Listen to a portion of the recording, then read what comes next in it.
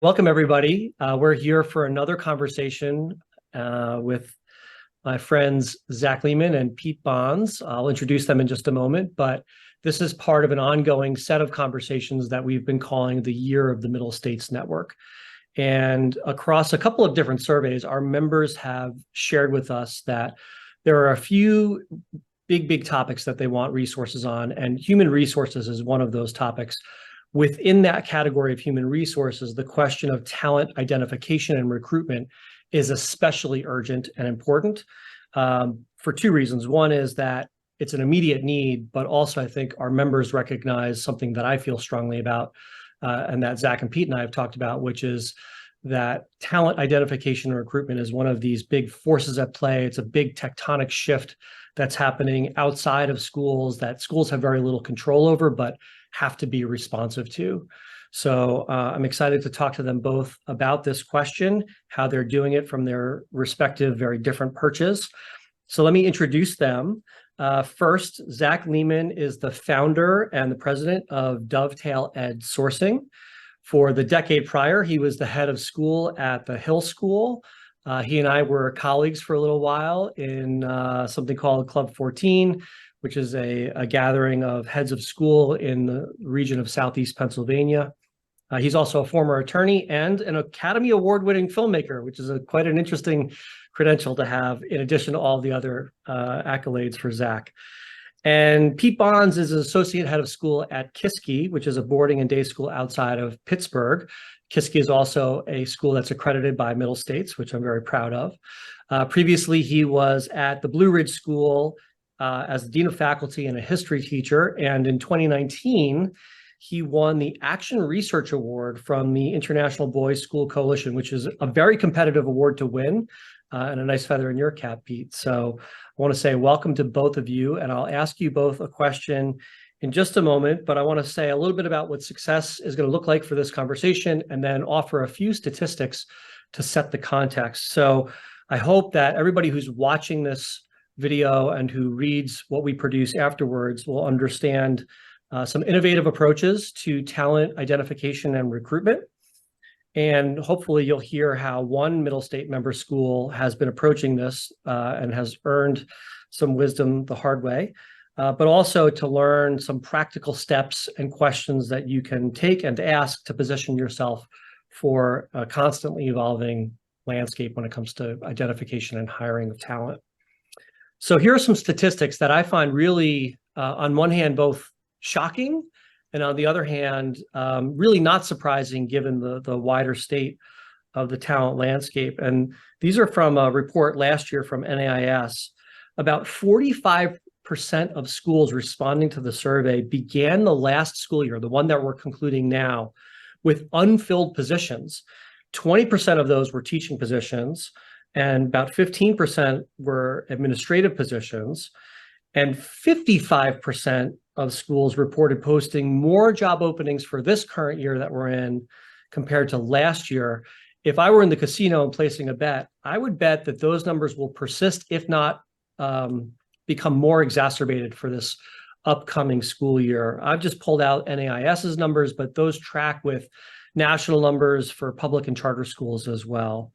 So I'd like to start by thinking a little bit about the contours of this problem. And Zack, I know when you were the head of school at Hill, you thought pretty long and hard about this issue, this talent recruitment problem. What did you notice when you were head? Thanks, Christian, for having us. And Pete, thanks for joining us as well.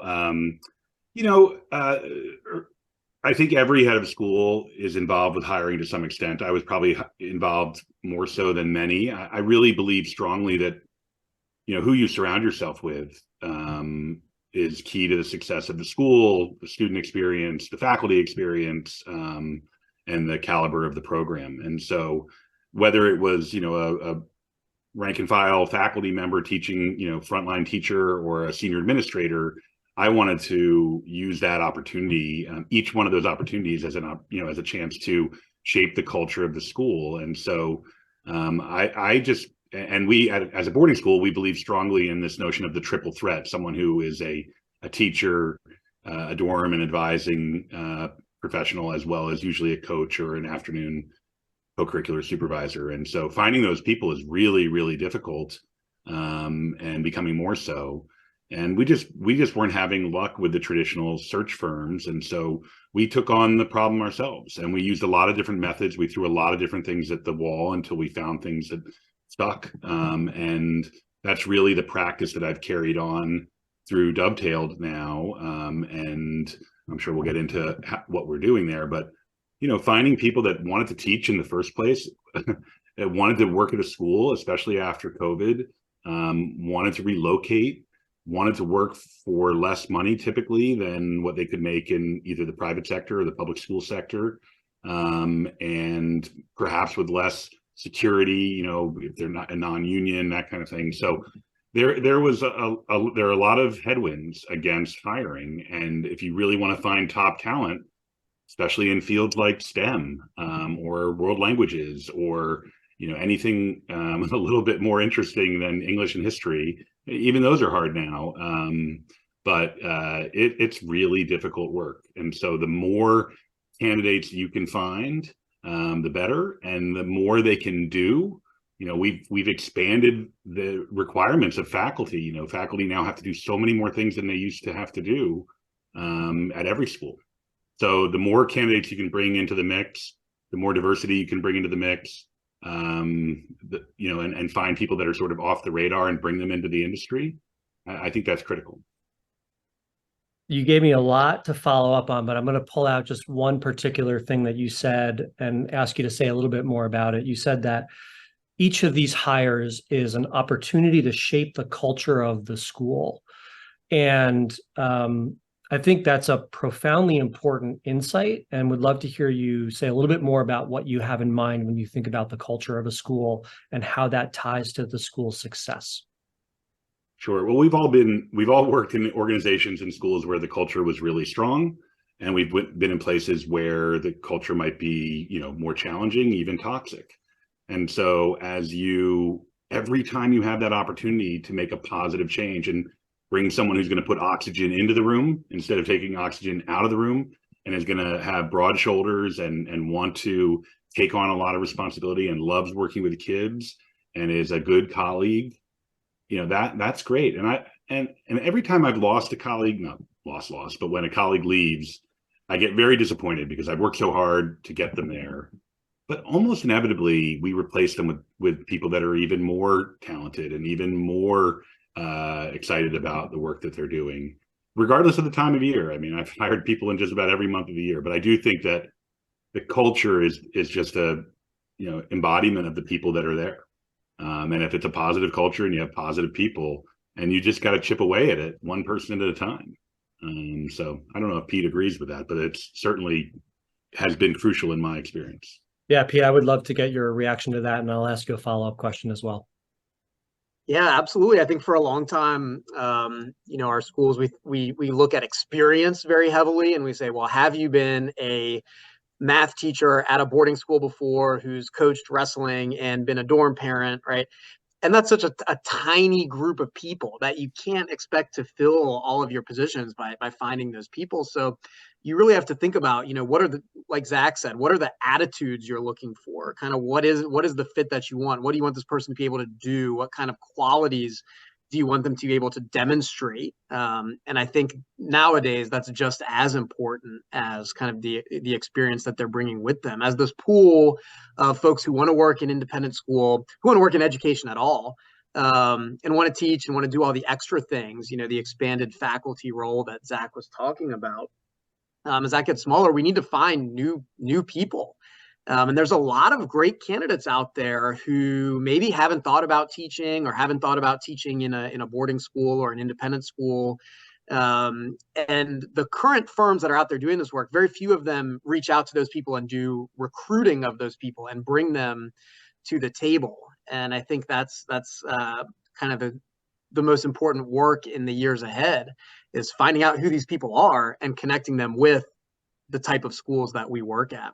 Yeah, that's such a great insight, and it links to the question I wanted to ask you anyway. Zach rattled off a list of headwinds, as he called them. People who want to teach, people who are willing to relocate in certain instances. they want to work in a school, particularly in a post-pandemic setting. They are probably accepting less money than they could otherwise get in the marketplace. They may likely have less security. Do those headwinds all sound like the same ones you are seeing? Are there any additional headwinds that you want to call out? One of which you just named, which is that sometimes the talent is out there, but we don't know where they are because they're not necessarily looking for teaching jobs. But what else are you thinking of? No, those are the big ones. I mean, location is something we can't change for our schools. And so I think a lot of times some of these things that may be headwinds, right? You have to think about how do you package those? How do you market those as opportunities? So what really are the benefits of living in a place like this in Saltsburg, Pennsylvania, where I live and where our school is? What are the things that, are maybe not monetary, not salary, but what are the things that potential faculty members are going to get out of working at your school, really helping them envision themselves here. So I like to talk about just the ways in which, I see our alumni are always coming back and, thanking their teachers very publicly, giving gifts in honor of their teachers, the things I just hear parents say. Which is worth a lot, right? People really do want that. They crave that connection, that kind of community that these schools provide. And so you have to figure out how in your hiring process, can you describe that and market that and then help those people see themselves being a part of that, right? Benefits that are outside of, salary or location necessarily. Yeah, Zach, now that you're on the other side of the work and looking for and recruiting the talent, what does that conversation sound like when you have a school partner, for example, Kiski, and it's a great school and there's a great culture and there's great leadership, but there may be these headwinds. Like, how do you rely on the school to market itself for you and you're a kind of interpreter for them, or do you help the school come up with that language? How does that work? Well, it's a little bit of both. It was easier as the head of school because I was selling my own school, right? And I knew the language and I was the head of school. So it was, I was a very powerful advocate for the school. In this case, I'm now advocating we have about 55 school partners. So I'm advocating for so many different kinds of schools and different locations and different roles. And, so I try to get the language. Some of these schools I've known for a while as a peer head of school, and like I do with Kiski. But I definitely spend a lot of time talking to the hiring manager, like Pete, and I understand what it is they're looking for, how they sell themselves.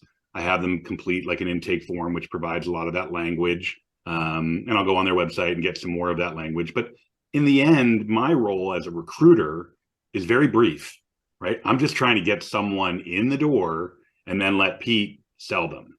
And so I want to give them just enough information to get them excited about it, that they'll actually read it, because we all have a short attention span, and not scare them off with too much information about and you'll have one night a week of dorm duty and 2 weekends a month of weekend duty. Like, get them excited about these things before they the reality sets in of that these are really comprehensive jobs. But then once there's a pool of candidates, I do work pretty closely with the hiring manager, like Pete, to, encourage, back channel, tell them, here's what they're saying about you and vice versa, and try to help make the marriage come together, just based on my experience at schools. Because a lot of times the candidates we're sourcing for independent schools may not have a lot of experience with independent schools. And so they're looking for information, and they may be nervous to ask the school because it might make them look greedy if they're asking about salary, or it may look presumptuous if they're asking about timeline. And so I'm able to be a good go-between, and I can take off that head of school hat.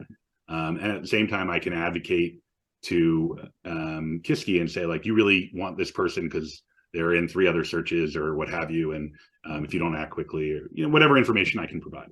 Yeah. One last thing before we turn to some potential different approaches to solving this problem is to think about a headwind that the 3 of us were talking about briefly before this call started, which is candidates turning down offers now, maybe more frequently than they had in the past. and then searches that might start one way, you're looking for X, but then you realize, oh, we need actually X plus one, or we need Y instead of X. And the reason I wanted to get your take, both of you get your take on this question, is because I think the people watching this video and reading some follow-up might not have encountered these kinds of problems before, but it seems to me that these may be kind of like signals that are at the edges of the radar screen that might be moving closer to the middle of the radar screen over the next few years. And so to the extent that we can get people to maybe prepare for these things and understand them as not entirely normal, but not entirely abnormal either, that could be helpful to our members. So what are you seeing, Zack, with candidates turning down offers, or maybe waiting longer on offers because they have a few irons on the fire, and the way that searches can evolve? Yeah, I think it varies across the board, but everything's moving more quickly than it ever has before. And if the days of, well, we're going to start with eight quarterfinalists and move to 4 semifinalists and bring 2 finalists to campus, it's sort of like one candidate at a time. You're just going to keep running through the candidates until you find the one that works. And so you're often going back to scratch if someone turns you down. And Pete and I have had 3 searches together this season, and at least one of them, we went through several offers and several different pools of candidates, and I think it took 3 months to finally find, I think it was 98 days from start to finish, to find the successful candidate, which we, knock on wood, hope will stick with it, right? That's another problem that schools are having too. Candidates that sort of ghost the school. Sorry, Pete, I shouldn't say that out loud. But yeah, I mean, they're in the driver's seat right now. Candidates are very much in the driver's seat, especially in some of these arcane type positions, STEM, or I guess it's not arcane, but more specialized positions, and they can really negotiate pretty hard. And I don't think they're out there like collecting or trying to get trophies in terms of offers, but they're thinking really hard, is this the right fit for me? And sometimes it's moving so quickly that you get an offer made before you even leave the school, and you haven't even had time to process, with your family or with, your mentor or whoever, what that position looks like. And there's just a lot of options on the table for people now. If you're a math and science person and you're flexible in geography, pretty much go where you want. Do a lot with that. Yeah. Yeah. I don't know, Pete, you're the one that's I mean, I think that the candidates you want, the candidates that I want, the candidates that middle state schools want, right? Because you want them, they're good. They have opportunities to do a lot of things. So it comes back to, I think, what I was saying earlier about you just have to be able to make your school a place where they can see themselves. And so really, I think schools need to think about, how they market themselves. What's the interview experience like? Imagine all of the different things, the different data points that the candidates are going to use to make decisions about your school, and how are you coming across, and is that the way you want to come across, and what is the candidate going to perceive there, because they will have several opportunities probably. Yeah. And I would just add one other thing, which is the more transparency you have up front with candidates, I think the less rejected offers you have at the tail end. Because most of the offers that I see getting turned down are based on salary, right? It's, well, I thought the salary would be $20,000 higher compared to what I'm making now, or something like that. And I think there's still an old-fashioned opinion, like we're going to hide the salary until the last minute so we have negotiating power. And a number of states have salary transparency laws now where you have to publish it. I just think it saves us all so much time. And for the most part, it can be really attractive, especially if you share the benefits, and if it's a boarding school, there's housing and the lifestyle benefits and all that. But I definitely think that I would say a large percentage of the offers that I see being rejected are usually based on something that could have been shared early on. That's a great insight. So Zack, you could have done a lot of things after you left Hill, but you decided to start Dovetail, and you decided to enter what I would think of as a pretty crowded market when it comes to, teacher talent recruitment. So it doesn't seem like an obvious choice to me, but not only did you do it, you're thriving, it sounds like. So how did you think about that decision? Yeah, I wish I could say it was very strategic. I I did a workshop a couple of years ago at the TABS, the Association of Boarding School Conference, on this approach to hiring with a guy named Greg Martin, who's now at Vermont Academy, who's sort of a guru when it comes to the labor market. And so it was sort of a standing room only experience. And so when I left Hill, I got a few phone calls from friends who were in sort of heads of school or hiring managers and said, would you ever think about doing this for us? And so I quickly put together a little company and launched with a few friends, and they came back for more searches. And so I started doing a little bit of outbound marketing. And before you knew it, I had 10 clients and 20 searches. And I kept promising my wife that I would stop after 20 searches, 30 searches, 40 searches. There was like 100 search mark. It was like a line in the sand. We're at 125 searches right now. And, I'm getting calls every day now. So I love hiring. I love finding people that match the needs of organizations and schools. I love bringing people into the independent school market that otherwise wouldn't have even thought about it, because I think it's a great product. I think it's a terrific opportunity for kids.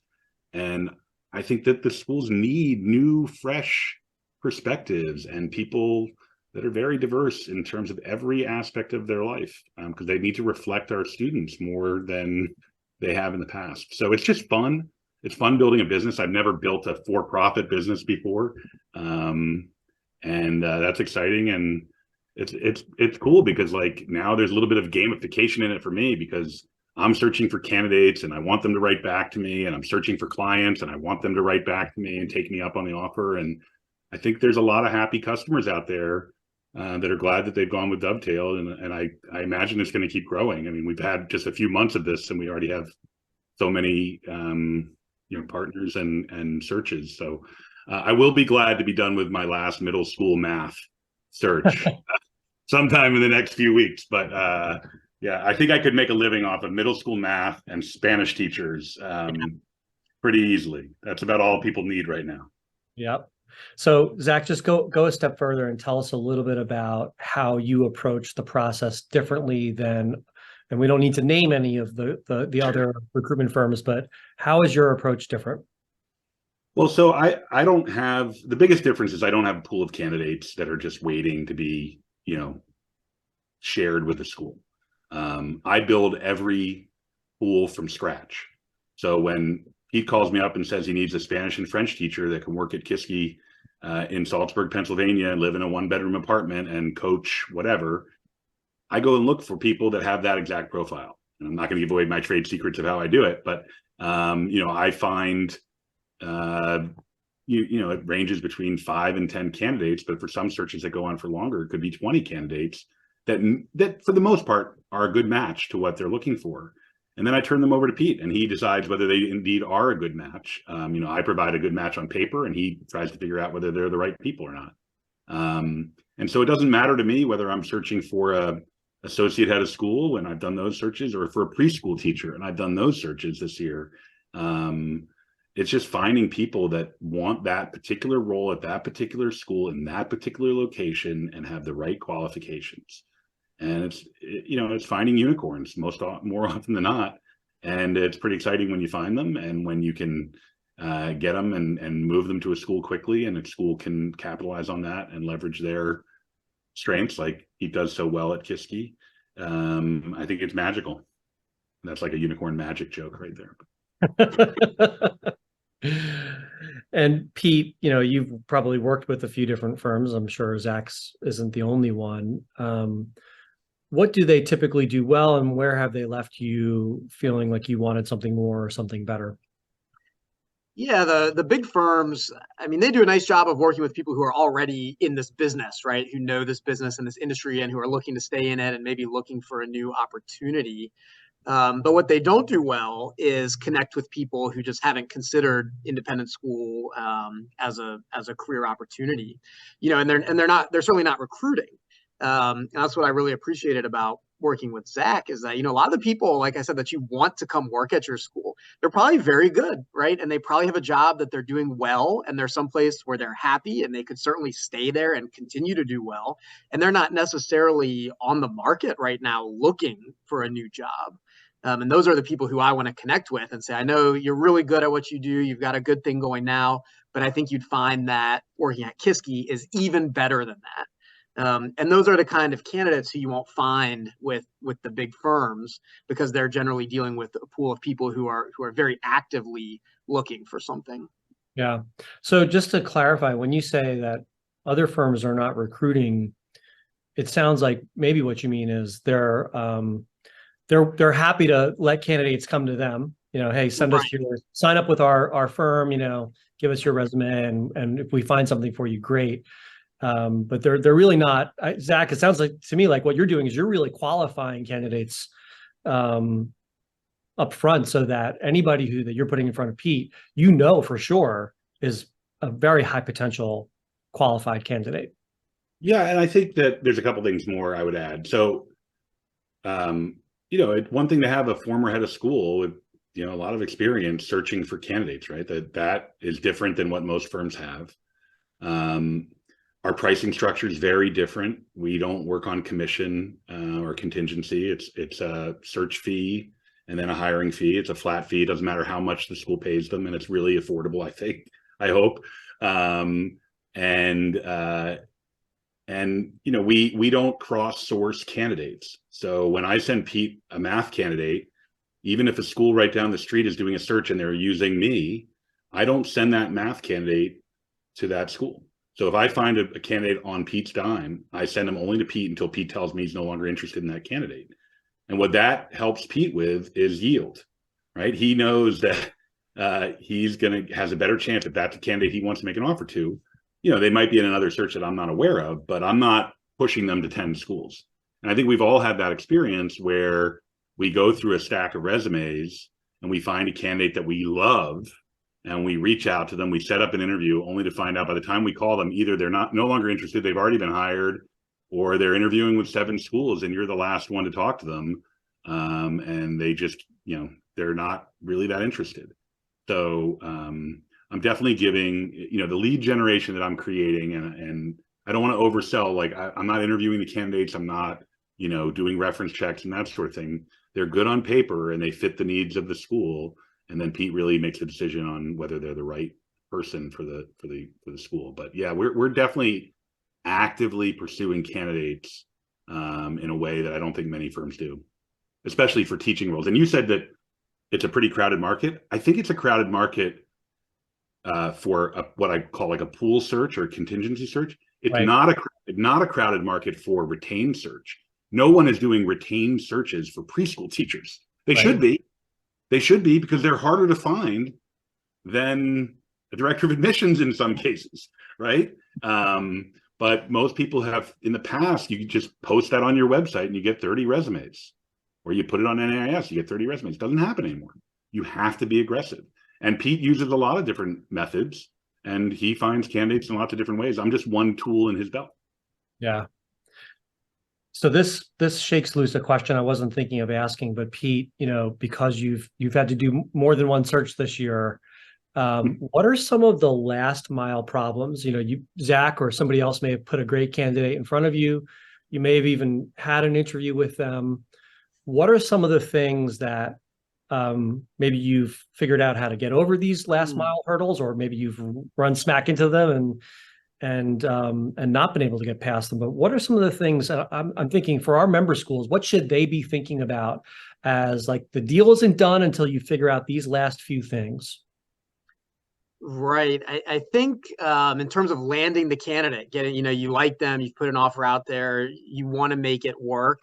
It's back to my theme today, which is, getting them to see themselves there. And so a lot of times it'll be things like, oh, I have a couple of kids and I'm curious about where would they go to school, or, my partner, my spouse would need to find a job in this industry and I don't know what's there. And, we're looking to move quickly and lock this down, but those are some bigger questions that might take time to have an answer to. So it's anticipating those, and during the interview experience, I think, and as you're building a relationship with this candidate, talking about some of those things, saying, hey, you're interviewing and you have a couple kids who need to go to second grade, right? Let's connect you with somebody who works on our faculty, who's got kids on campus, right? Who is enrolled at the local public school or private school, and we'll make sure you connect so that you can talk through those other aspects of employment. I'd say one of the last mile problems is maybe just uncertainty, right? A candidate who's great, who, like I said, maybe somebody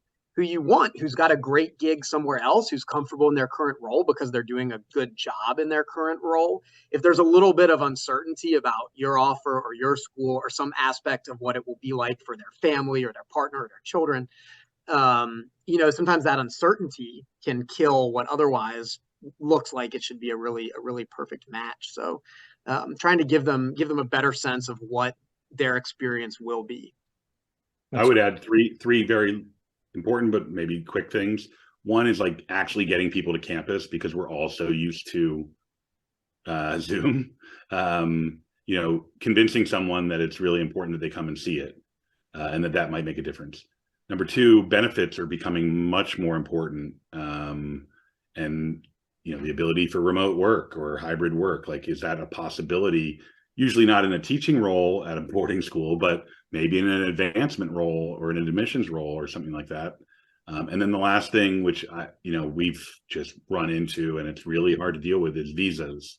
Attracting and having schools prepared to support international candidates on a variety of different kinds of visas, because again, if you're really trying to expand the universe of candidates, there's some amazing international candidates out there, but really understanding what is an OPT1, what is a STEM extension, what is a O1, what is an H1B, these are complex questions, and you need to sort of have an immigration attorney on speed dial if you want to get good candidates. You need to be able to take a little bit of risk and spend a little bit of money, but it usually pays off.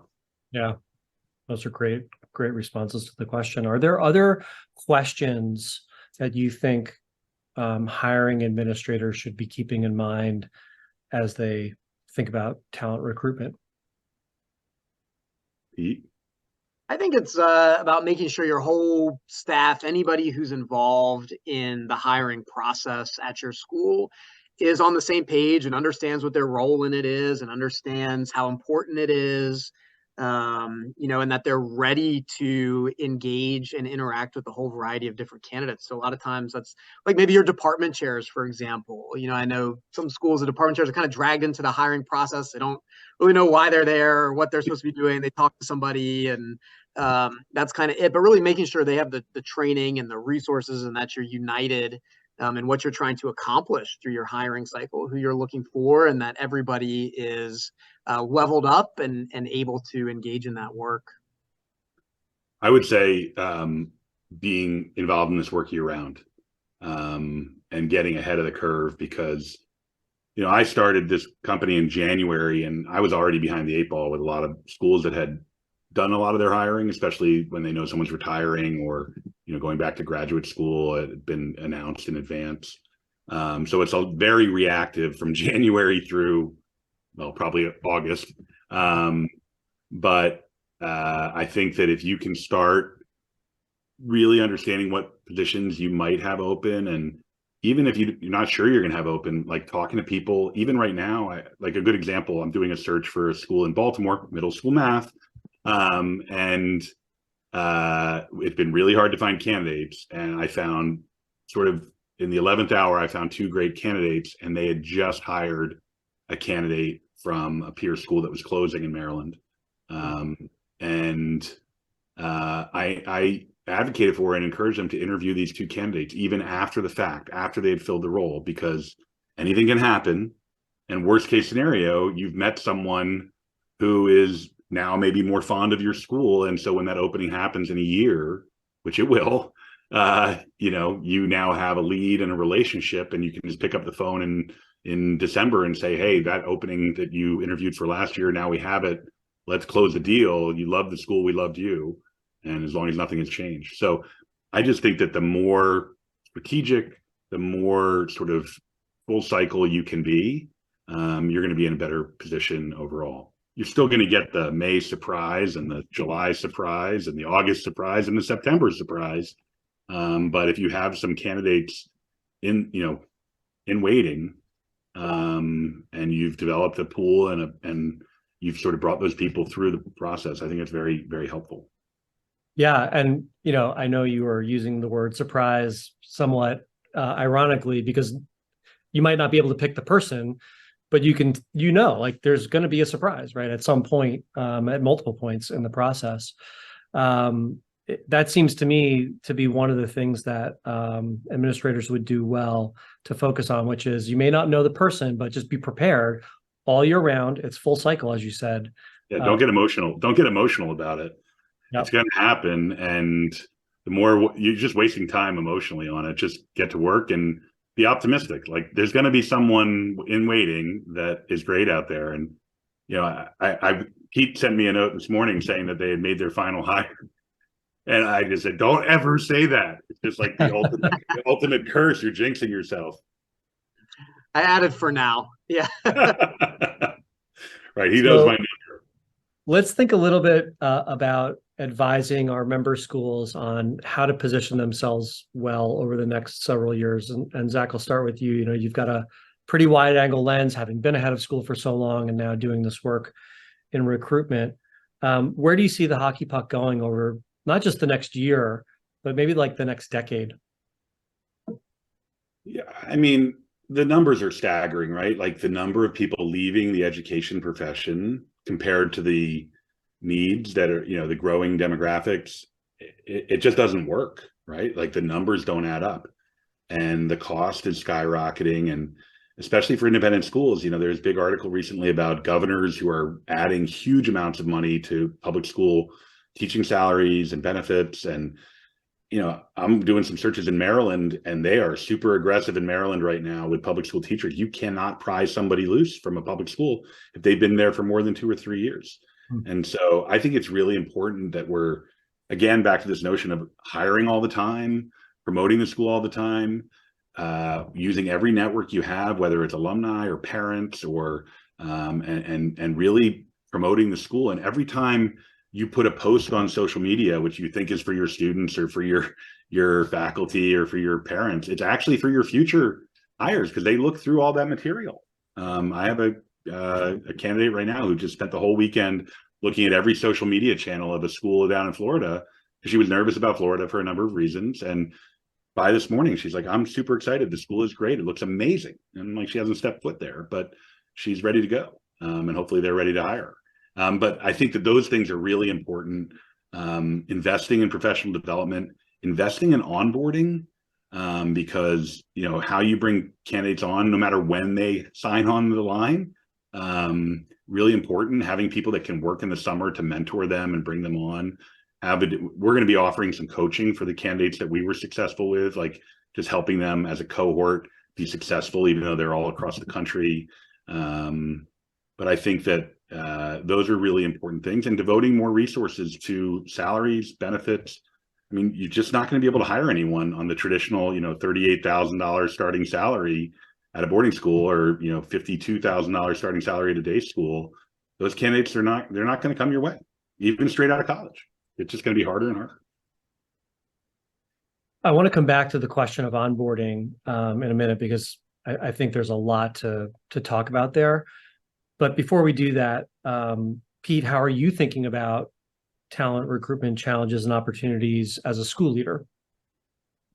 Yeah, a lot of what Zach said, he's absolutely right. I mean, maybe one thing he won't like as much is that I think for me, the best way to approach this is keep the great people you have, retain your strong faculty. When you have people, if you realize you've got a lot of people looking or a lot of people thinking about not coming back, or you've lost a lot of faculty or had a lot of turnover, you need to look at the root causes of that, right? It's sort of like what we do in our admissions offices too. The best way to have a great admissions cycle is to retain a lot of your current students. And the same is true with hiring and with faculty. So the people you like, I mean, the people who, the Spanish and French teacher who we hired from Zach this year through DovetailED, I'll be thinking about, as soon as he starts, I'll be thinking about how can I keep him here, for 3, 4, 5 years instead of maybe 1, 2 years, depending on, or even longer than that, depending on what he wants to do. But thinking about the growth plans and the trajectory of people you hire and people you have now, so that you're getting them to stay with your organization for a long time, will reduce the turnover and reduce the amount of hiring that you have to go through. But it's inevitable that you have to do it, of course. It's kind of like what Zach was saying with, if you have great candidates in a cycle, if you launch a math search and you have 2 really excellent candidates show up in this math search, think about being flexible and finding a way to hire both of them, because you know that, okay, this cycle you only needed 1, but think about 1 cycle ahead, 2 cycles ahead, you'll definitely need a math teacher again or a Spanish teacher again, and they're hard to find. So when you get them, think about ways you can lock them down and then grow once they show up. You give them a deferral year like college. Like, Yeah, we're going to give you a gap year. We're going to give you a $5,000 gap year security deposit, but you're going to come back to us in a year. Go travel or something. I mean, we need to get creative. I mean, we really do. And if you can afford to double up on a position, especially if someone's like flexible across departments and can do a bunch of different things and co-curriculars and whatever, like, you can get someone like that on the bus, get them on the bus and figure it out from there. And it doesn't upset me at all. I mean, I want nothing more than for Kiski to have 100% faculty retention, especially if they're some of my people, right? Like, I want them to be really happy with the people that they hire. But life happens, right? So people their lives are gonna change. And even though they may love working at Kiski, their spouse or partner has got a position somewhere else, or they need to be closer to family, or they want to go back to graduate school, or whatever the case might be. There are, as this experience has shown me, there are plenty of needs. I think we just need to find more great people to fill the roles. Pete, your last comment about retaining talent and emphasizing and investing in retaining talent, to me, is intimately connected with Zach's insight about onboarding. I recently listened to a podcast from Masters of Scale, and they talked about onboarding as a kind of like a potential superpower. So Reid Hoffman, founder of LinkedIn and one of the early members of the team at PayPal and serial entrepreneur and investor, he had this whole episode devoted to onboarding. And at first it sounded like it was about, onboarding your customers to your software, which, is a thing and makes good sense. And it's how you retain customers who are using the software. But then he had his guests start talking about onboarding your talent, because one of the keys to long-term retention is the onboarding experience. And it's actually a very strong predictor of whether someone will stay with you for a number of years. Often in the reverse, meaning like if you have a lousy onboarding experience, there's a good chance you're going to lose that talent sooner than you want to. And I want to connect it, Pete, to something you said even earlier in the conversation. And we weren't talking about onboarding yet, but as you were describing what you were describing about getting a candidate to see themselves as part of your community, to me, that was like almost like a pre-onboarding, where you're connecting them with other faculty members, you're helping them to think about the connections to the other dimensions of their lives. And you use the word, or use the phrase, that you're really building a relationship with them. And Zach, I know you're doing that as well with your candidates. It's not transactional. You're trying to find people who who you can have a relationship with, so that your school's clients can have a relationship with them. And so I just wanted to call that out and see if you have any additional insights about, either Pete, what you're doing at Kiski for onboarding, or Zach, what you're seeing your school partners do with onboarding that might be particularly useful for this audience to listen to. I think we're really trying to get our cohort of new hires to connect and bond, not just with the people who are here now, but also with each other, and have a special experience as new Kiski hires, new Kiski employees, and kind of curating that for them, what that looks like. I think it's especially important to customize your onboarding, right? Our onboarding experience for somebody who's fresh out of college and who's never been a teacher before should look very different than somebody who we've hired who's been teaching for 20 years, but still has a lot to learn about Kiski and our students and this place and this culture. So thinking about, a central onboarding experience, but then some variations and some customization and some tailoring based on the needs of each individual that you're bringing in. We're doing a lot with, like, TABS has a good summer institute, and PIAS does one too, and making sure to prioritize, especially for our new teachers, like we want them to go do that stuff and build a cohort and community with new teachers here, but in our larger network too. Yeah, and I think it actually could also tie back to that conversation about culture, because, you may have a very good technical onboarding program, like they learn how to use all the software and the smart boards and, whatever they need, where things are on campus, but it's all about the vibe and the energy of the onboarding experience, and like what are your expectations of people in terms of the attitude and the enthusiasm that they're going to bring to the role. And so you need your best cheerleaders and your best culture people in that process, because we can always tell someone where to turn on the computer, right? Like where the switch is for the copier machine, but you can't really change how someone enters the community and what version of themselves they bring. And so I think that onboarding experience and who you assign to run that and how you design it, I've been a head of school. I've been in head of school interviews before, and I think we need to treat every candidate like they're head of school, like that they have that full community immersion. I know it's almost impossible to do, especially if you're doing multiple hires, but man, like the difference between meeting everyone and feeling like you really know the school, as opposed to like going between 3 offices and never seeing the campus and never meeting a student, never having lunch in the the dining hall or the cafeteria, whatever. Like I really think the more intentional, you're just going to get better fits, and you're going to get people that stay longer. Mm-hmm. It's hard to distill only 3 key takeaways, but my top 3 takeaways, and I'll be writing more about this after this call is over, but my top 3 are that talent identification and recruitment, and then successful hiring and onboarding is the number 1 lever that you have as a school leader to achieve the vision that you have for your school community.